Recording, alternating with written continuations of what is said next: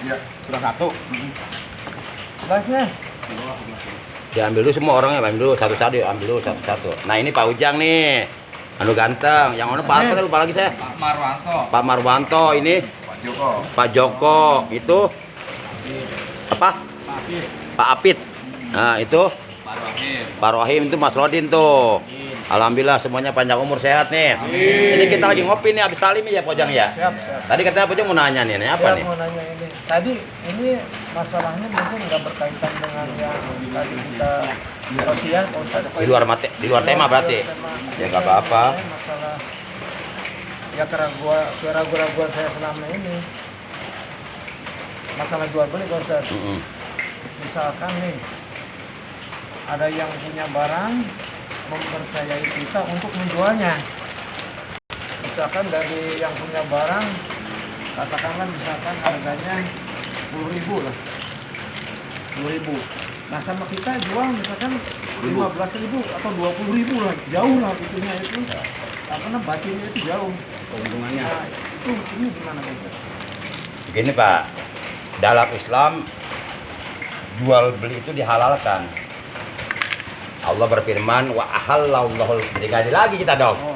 Ngopi aja deh. Ngaji lagi deh. Kali lagi keluar. Rawan di luar tema. Bonus. Ini mah nyantai, ini mah balik ngopi, balik ngerokok. Pertanyaannya Kan di Qur'annya udah ada tuh jelas wa ahallallahu bai'a wa harrama riba. Allah benar-benar telah menghalalkan jual beli dan benar-benar mengharamkan riba. Jadi bagi siapapun yang berstatus sebagai penjual, terlepas dari apakah dia menjual barang itu barangnya sendiri atau titipan untuk dijualkan lagi, terlepas dari itu dia oleh agama dibolehkan untuk mengambil laba dari penjualan barang tersebut. Keuntungan boleh, hukumnya halal, tapi dengan catatan jangan israf, jangan berlebih-lebihan.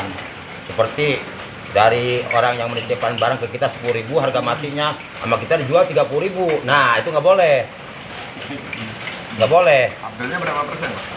Minimal 10% minimal, maksimalnya ya kalau dari 10.000 kita jual 15.000 lah. 50%. Berarti berapa tuh? 50%. Iya, ya berarti Itu gitu. masih halal. Masih halal. Kalau dijualnya 20.000 tuh udah ngambil setengahnya itu. Nah, ini keuntungannya melebihi yang punya barang. Itu namanya hawa nafsu berarti. Berarti hawa nafsu kita mendominasi. Nah seandainya suatu saat ketahuan tuh bahwa kita tuh ngejualnya itu kelebihan itu. Apa kita harus minta keikhlasan sama yang punya bahwa saya tuh jualnya segini. Kalau tapi kan ada aibnya, Pak Ustadz, ada ada jual itunya. belinya, gitu Iya, kan? ada surat tanda bukti jual belinya. Betul. Nah, Ada khawatir- kartisnya lah. Khawatir kecewa di sana, pas tahu loh, itu jualnya jadi amat gitu kan, khawatir seperti itu. Ya, makanya kan sebelum kita menjual barang titipan tersebut, kita lakukan kesepakatan dulu antara kedua belah pihak. Antara yang punya barang dengan kita yang akan memasarkan barang. Ada kan kesepakatan. Bahkan kalau perlu sama si penjual, si pemilik barang ini, kita dibatasi ngambil menjualnya. Jadi nih, misalnya nih, Pak Ujang, tolong jualkan barang saya, tapi bukan barang saya buat yang beli goplak, bukan. Jangan, ini mencantar marah istri saya. Tolong jualkan barang saya nih, misalnya Aqua nih, dari saya 4.000. Pak Ujang, usahakan jangan menjual lebih dari 5.000. Jadi Pak Ujang punya keuntungan 1.000. Gitu. Nah harusnya begitu harusnya. Gimana Pak Ujang, sanggup nggak? Oke enggak, siap, ya udah deal. Nah kalau umpama itu kan udah terikat perjanjian tuh. Ya. Udah terikat perjanjian. Nah ternyata Pak Ujang jual 7.000. Nah itu yang 1.000 jadi masalah. Dosa berarti Pak Ujang tidak melaksanakan amanah dari yang punya barang namanya. Nah itu amanah itu ini pokoknya silahkan dijual berapa aja yang Terserah Pak penting- Ujang.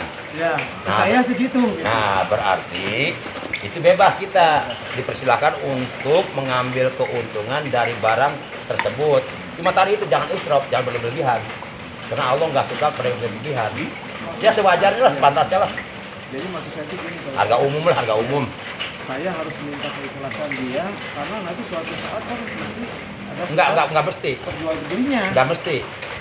Karena di awal dia sudah mengatakan terserah Pak Ujang mau jual berapa, enggak mesti. Kalau udah keluar kata-kata terserah udah, berarti kita punya apa namanya? Dikemas sendiri. Iya, punya. Cuma itu aja tadi jangan berlebihan aja. Dan dia nggak berhak untuk ngomong komentar gitu. Wah, itu Amat sih. itu jualnya misalnya ngambil keuntungannya kegedean, nggak berhak dia. Karena kenapa? Karena dia sudah mengatakan terserah Pak Ujang. Nah, gitu. Penting saya segini. Ya, kecuali gitu. Harus jelas di awal, Pak. Ya. Ada 15 menit. Belum, baru 5 Belum. menit. Menit ya, berapa? Masih ada lagi. Baru 5 pertanyaan menit. nanti. Ya, Boleh. masih ada 10 menit tuh. Ini namanya mujakarah. Ini namanya ngopi. I-nya panjang 4. I-nya ada 4. Jadi 1 I 1 harkat, berarti 4 harkat ngopi. Itu kan? Jadi kalau dilagamkan pakai lagam Quran ngopi, ngopi. Nah, berarti ngobrol perkara iman, Islam, pisan dan ilmu gitu. Disingkat ngopi gitu. Lanjut, Pak Marwanto. Mohon maaf. Ini Ya. ya. Oh, masih panjang itu. Kalau ini berhubung memang tadi yang kita dengarkan tadi. Koreknya Mas, tak lupa saya. Bawa aja, nggak Ntar apa-apa. lupa. Bener nih, Ridho nih. Ridho nih. Oh, Makasih ya. Makasih ya. Mantap. Lanjut. Nah, tentang ini kan, tentang zikir tadi. Tadi yang bicara tentang zikir. Jadi Saya itu Lat, pengen tanya gini. Apakah ada dalilnya atau hukumnya? Dalilnya apa gitu? Karena banyak yang mengatakan atau saya temukan itu banyak zikir itu sehari 1000 kali. Ada 300 kali. Itu bagaimana keterangan itu misalnya? Misalnya, apakah Rasulullah mencontohkan hal seperti itu? Untuk kadang kan ada yang selalu begitu semalaman zikir gitu. Itu gimana keterangannya? Ya. Setiap yang ngomong diliput. Iya. Kan saya ngomong nih. Nah, balik itu. Gitu dong. Mau usah diajarin lagi udah. Harus cekatan udah. Baik Pak Marwanto ya. Oleh karena ini pertanyaannya pertanyaan tentang zikir, dan tentang zikir kan ada dalilnya di Quran maupun di hadis. Maka yang berhak menjawabnya Quran hadis, bukan si A si B, bukan saya anu, bukan guru anu bukan anu. Tetap gitu. Jadi jawabannya Quran hadis. Kalau kita melihat Quran, Allah kan berfirman, ya ayyuhalladzina amanu dzkurullaha dzikran katsira. Hai orang-orang yang beriman, berzikirlah kalian kepada Allah dengan zikir yang sebanyak-banyaknya. Nah, kita garis bawahi kalimat sebanyak-banyaknya. Pemahaman kita, kalau sebanyak-banyaknya itu relatif, Pak. Tergantung orang yang melakukan zikirnya. Boleh jadi 100 itu buat kita sedikit, tapi boleh jadi banyak buat Pak Ujang, karena udah terbiasa zikir. Relatif. Jadi sebanyak-banyak itu disesuaikan kemampuan kita. Itu perintahnya dalam Quran. Itu. Buat Bapak mungkin 1000 sedikit, banyak. Tapi buat saya sedikit, Pak. Saya masih kurang. Masih pengen saya. Ya itu nggak dilarang. Silakan selagi masih kita pengen berzikir terus berzikir aja sebanyak-banyak. Tapi yang namanya kalimat sebanyak-banyaknya itu berarti nggak ada batas, Pak. Artinya nggak bisa ditentukan sekian, nggak bisa. Pokoknya sebanyak-banyaknya aja, tanpa hitungan berarti, tanpa batas. Namun beda lagi ketika guru kita ngasih amalan, tahu batas segitu beda lagi. Walaupun kita melaksanakan itu kita walaupun kita melaksanakan apa yang guru kita sarankan, kita dalam rangka mentaati perintah guru kita aja udah. Gitu. Adab namanya adab. Adab kepada guru. Jangan ditentang. Jangan Pak Guru, kan di Qurannya juga sebanyak-banyaknya. Berarti jangan 1000 dong, 10.000 dong. Emang kamu ngampus 10.000? Guru itu lebih tahu, Pak. Guru memberi amalan kepada muridnya, kamu harus baca sekian, karena udah tahu dia udah kebaca. Takaran otaknya lah. Udah takarannya udah kebaca. Oh, ini kalau dikasih 2.000, pasti dia molor nih. Makanya kasih 500 gitu. Pokoknya kalau dari itu jangan ditentang aja, Pak. Cukup samina wa atona. Itu kami mendengar, kami taati. Kecuali kalau kita, aduh Pak, kita udah merasa berat, minta dikurangin nggak apa-apa. Nah, karena guru tersebut memberikan saran harus kamu amalkan sekian, itu karena beliau mengamalkan sekian dan beliau sudah merasakan manfaatnya gitu Pak. Bedanya zikir dengan wiridan Sama aja. sama aja. Cuma bahasa aja itu bahasa. Kalau wiridan kan Jawa. Kalau wiridan, Kalau di Quran bahasanya zikir. Justru kalau wiridan itu kalau kita ambil dari bahasa Arab itu dari waroda, arti datang Pak. Waroda itu datang artinya. Itu bahasa kita aja wiridan. Iya. Ya termasuk bahasa baru saya itu. Itu bahasa aja pertama. Intinya kita mengingat Allah. yang kedua Tat. Masih ada? Ada. Silakan, ayo bebas. Masih- Pokoknya sampai masih 5 menit. jam 8. Ini tentang tadi setan juga. Setan itu kan ada di darah kita kan Mas, ya? Nah, yang dimaksud setan itu yang ada di darah kita dengan yang pengertian kita ini setan seperti kuntilanak yang nampak baik itu bedanya gimana? Nah, itu. Kadang kita tuh mengartikan setan itu seperti itu hal-hal yang berhubungan dengan gaib dan kuntilanak, pocong gitu kan, dengan genderuwo. Nah ini bedanya apa kan? Ya sebelum saya menjawab, saya mau nanya dulu nih, boleh nggak nih? Pengen lihat setan sekarang nggak? Jangan. Hah? Pengen nggak? Enggak. Kalau umpama datang, kira-kira kuat nggak liatnya? Enggak. Saya selalu berdoa gitu jangan sampai ketemu gitu aja. Soalnya pertanyaannya kayak pengen jelas banget itu. Soalnya ya kita kan banyak lihat Bagus, bagus, ya, Bang. kejadian gitu. Ya, nggak apa-apa.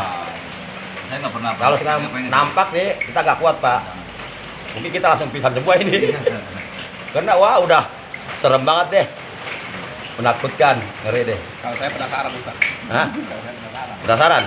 Katanya di grojokan itu depan ada tiap jam 2 jam 1 malam krimis bisa saya tungguin mana sih nggak nongol. Oh saya tadi Din, kayak tadi Din. Tapi sebelum saya menjawab yang kedua, saya ralat dulu bahasanya ya. Apa? Jangan setan ya. Apa? Syaiton. Kalau setan itu singkatan. Set maksudnya. Ada kepanjangannya. Dibeset judulnya ketan. Itu makanan enak. Ya, Syaiton. Jadi kita nggak usah takut setan. Makanan. Setan saya makan gitu kan. Syaiton. Bapak kalau baca taud, auzubillahi minasyaitan atau syaiton. Syaiton. Nah. Nah, nggak mungkin kan? Bapak baca taud auzubillahi minasyaitan gitu aja. Nggak mungkin kan? Pasti disalahkan sama gurunya itu. Syaiton. Nah, jadi kita biasakan yang benar, jangan membenarkan yang biasa. Baik. Ini namanya mudakarah saling mengisi ya. Nah, kalau yang dimaksud syaiton di Quran itu makhluk halus Pak, makhluk halus yang tidak bisa dilihat secara mata kasat oleh manusia biasa, kecuali orang-orang tertentu yang memang orang tersebut oleh Allah diberikan izin untuk bisa melihatnya, seperti Rasulullah, malaikat. Nah semacam kita mah kayaknya nggak diizinin. Iya, sebab kalau diizin kita melihat kan kita mau ke masjid nggak jadi takut ketemu setan. Mau makan wajah setan kebayang, jadi nggak jadi makannya karena jijik. Nah, jadi kan makhluk ciptaan Allah itu kan ada makhlukul malakut, ada makhlukul jan, ada makhlukus sayatin, ada makhlukul hayawan, ada makhlukul nabat, ada makhlukul jumud, ada 6 tuh. Itu semuanya ciptaan Allah. Secara global dari ke-6 jenis makhluk itu yang sumber penciptaannya 3. Ada yang diciptakan bersumber dari tanah oleh Allah. Ada yang diciptakan bersumber dari api. Ada yang diciptakan bersumber dari cahaya. Yang dari cahaya itu para malaikat. Malaikat diciptakan dari cahaya. Kalau yang dari setan, dari setan. Diciptakan setan lagi kan. Nah, ayo. Syaiton. Besok mau dia disediakan Din. Ini kayak isyarat ya. Besok aja ada ketan. Lemper dan lemper bentar saya Pak. Iya, sudah lemper dia. Lemper daging. Sabun. Nah, Kalau yang dari api yaitu iblis, syaitan, jin. Itu sumber penciptaannya, bahannya dari api. Nah, selain itu dari tanah semua. Seperti manusia, seperti benda-benda mati, batu dan sebagainya, pasir, tumbuh-tumbuhan, itu semua hewan dari tanah semua. Nah, gitu Pak. Nah, dari 6 jenis makhluk tersebut, baik yang sumber penciptaan bahannya dari cahaya, api, dan dari tanah, itu yang termasuk dalam kategori makhluk halus yang tidak bisa dilihat secara mata kasat, yaitu pertama malaikat, yang kedua yaitu jin, yang ketiga syaiton. Jadi ketika ditanya syaiton itu seperti apa, kita nggak bisa menjawab Pak, kecuali kalau kita udah pernah melihat. Gitu. Nah, adapun kita bisa mengatakan gundurwo dan sebagainya, itu hanya selama ini hanya sebatas mendengar, dan itu difilmkan, itu imajinasi Pak. Nah, wujud aslinya lebih jelek dari itu Pak, lebih menakutkan dari itu. Kalau yang aslinya segitu aja difilmkan kita udah takut, film horor kan. Nah, itu belum seberapa Pak dibandingkan dengan wujud aslinya. Pokoknya menyeramkan, menakutkan, pokoknya membuat kita gak kuat lah. Gitu. Kira-kira kena nggak jawaban ini? Pengennya apa? Pengen lihat langsung sekarang? Ayo kita ke kuburan yuk. Bakalan banyak cerita pengalaman rekan-rekan kita, tetangga kita yang itu melihat gitu kan. Adik saya juga lihat. Jadi ini ada setan sakit gitu. Yang jelas syaitan itu ada Pak, malaikat itu ada, jin itu ada, syaitan itu ada, iblis itu ada. Cuma mereka hidup di alam yang berbeda dengan kita. Kalau kita hidup di alam musyahadah, alam nyata, makanya kita sebutnya makhluk kasar. Ya, makhluk kasar. Kalau mereka seperti malaikat, jin, syaitan itu hidup di alamnya mereka, alam yang nggak bisa dideteksi. Jadi jin juga sama Pak, sama berkembang biak. Jin perempuan, laki-laki, punya anak, biasa kawin, mungkin karyaan kali, hajatan kali, kita nggak tahu aja. Sama, punya alam mereka, punya negara, sama. Berarti intinya pendeteksinya kelakuannya gitu Mas tadi. Nah, nanti dari kelakuan ketahuan. Gitu. Iya. Kelakuan yang jahat. Iya, betul. Kan seperti Masuk. Seperti itu. Jadi masuk ke darah gitu kan. Nih, contoh nih Pak Marwanti nih, kan hakikatnya aslinya manusia. Tapi kalau dilihat dari kelakuan misalnya nih, nggak pernah sholat, nggak pernah ngaji, mabok melulu, ada yang molos. ada kambing lewat, dikejar, umpama, siap. Wah, itu secara mata kasat manusia, tapi hakikat setan itu. Kesan banyak setan yang cantik-cantik sekarang. Nah, itu yang biasa jam 10 malam pelayangan, itu setan sebenarnya, cuma dari manusia. Mina jinnati wan dan wan. Mina jinnati wana, dari golongan jin dan manusia itu setan. Jadi ada setan dari golongan jin, artinya jin yang jadi setan, jadi pengikut setan. Juga dari manusia, dia yang jadi pengikut setan. Setan lagi, syaiton. Harus alam yang berdiri. Wah, ini udah kuat isyaratnya nih. Pokoknya harus ada lemper ini. Tapi bagaimana? Ketan. Ustaz, dengan orang yang mengakunya tuh bisa menangkap Mas Rodin. setan itu loh. Ini Mas Rodin nih, Mas Rodin tuh, Mas Rodin. Kalau hantu bisa ditangkap gitu ya. Ya, gimana Mas Rodin? Usir gitu ya. Ya, bagaimana dengan orang-orang yang sok-sokan jago bisa pemburu setan itulah ya. Biar setan itu katanya bisa ditangkap masukin botol. Sedangkan yang nangkap itu pun masih dikuasai setan, nggak mau bayar, nggak mau sholat ya kan? Iya. Ya, Ada adzan pun berarti cuek. sahabat temen itu. Iya itu. Nah, kita jangan dikelabui, Pak. Jangan mudah dikelabui, Pak. Kongkol. Ya. Jangan mudah dikelabui, jangan mudah dibohongin. Makanya di sini juga ada itu di orang-orang Itu sini mah kan juga ada gitu. itu mah kan sebenarnya itu mah bisnis, Pak. Intinya cari uang, bisnis. Itu. Makanya saya jelaskan juga sama orang yang katanya pernah nangkep setan. Nah kamu aja dikuasain setan, kamu mau nangkep setan? Teman-teman. Ya kamu Jadi- kan nggak mau sholat, dengan adan aja cuek. Kamu mau nangkep setan, sedangkan setan dalam diri kamu aja nggak bisa kamu usir. Saya bilang begitu sama yang pernah nangkep setan itu. Ya, tapi bisa dipahami juga ya. Oleh karena dia udah di setan, dia nangkep setan, ya udah temennya. Udah temennya. Seharusnya kamu yang saya tangkap gitu. Kurung dulu di masjid 3 hari gitu. Kamu masuk botol saya bau nggak gitu? Suruh ngeliatin di botolnya. Enggak, yang nangkep setan itu dikurung 3 hari di masjid. Nah iya, Ini ditangkap dikurung di masjid itu 3 hari gitu. jangan mudah percaya terhadap omongan seperti itu.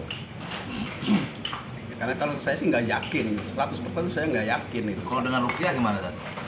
Yang musir itu? Itu kayak kan mengusir sebangsa jin, orang yang kemasukan jin atau kemasukan syaiton. Tapi rata-rata jin sih Pak yang masuk Pak. Oh, Bukan syaiton. Nah, Cuma jinnya jin yang sudah dikendalikan oleh syaiton Pak. Udah jin pasukannya setan. Rata-rata jin itu yang masuk Punya Pak. setan. Kan ada ayatnya, surat Al-Jin itu. Ada ayat khusus untuk mengeluarkan jin dari tubuh manusia, ada. Saya juga punya, cuma sama saya nggak dipakai.